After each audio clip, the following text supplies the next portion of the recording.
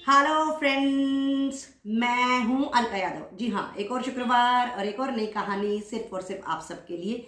और आज की कहानी का नाम है छोटा सा सम्मान। एक बार की बात है, एक बार एक व्यक्ति था और वो आइस फैक्ट्री में काम किया करता था। वो बहुत ही आराम से सुबह अपनी उस फैक्ट्री में आता और शाम को जैसे ही फैक्ट्री की छुट्टी होती थी वो तुरंत ही अपने घर को लौट जाता था। इस तरह से उसका जीवन धीरे धीरे लेकिन बड़े आराम से बीत रहा था।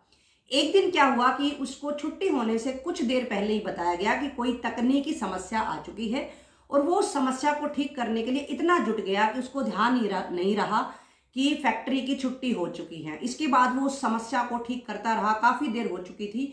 उसके बाद जैसे ही वो समस्या ठीक हुई, उसने देखा कि चारों तरफ दरवाजे बंद हो चुके थे, लाइट्स भी बंद हो चुकी थी और अब वो उस कमरे में फंस चुका था। वो किस तरह से वहां से निकले। सब लोग घर जा चुके थे। बार बार वो चारों तरफ रास्ता ढूंढने की कोशिश कर रहा था, लेकिन कुछ देर के बाद क्या हुआ कि दरवाजा खुलने की आवाज आई। वो व्यक्ति दरवाजे की तरफ दौड़ता हुआ चला आया तो उसने देखा कि सिक्योरिटी गार्ड दरवाजा खोल रहा था। तो उस व्यक्ति ने सिक्योरिटी गार्ड का सबसे पहले तो धन्यवाद किया और उसके बाद उनसे पूछा कि आपको कैसे पता मैं इस कमरे में फंसा हुआ हूं।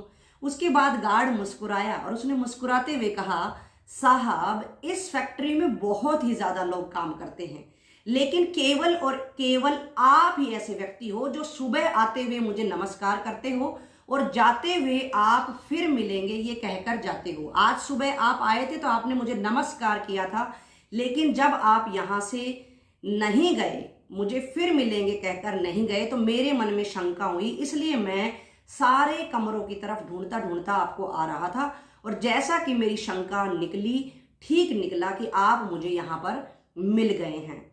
इसके बाद उस व्यक्ति को सब समझ आ चुका था। उसने सिक्योरिटी गार्ड का फिर से धन्यवाद किया और इस तरह से वो अपने घर खुशी खुशी लौट गया। तो देखा दोस्तों, इस कहानी के माध्यम से मैं भी आप सबको यही कहना चाहती हूं कि आप भी जब भी किसी से भी मिले, गर्म जोशी के साथ उनका बहुत ही प्यार से नमस्कार करें, एक छोटा सा सम्मान करें।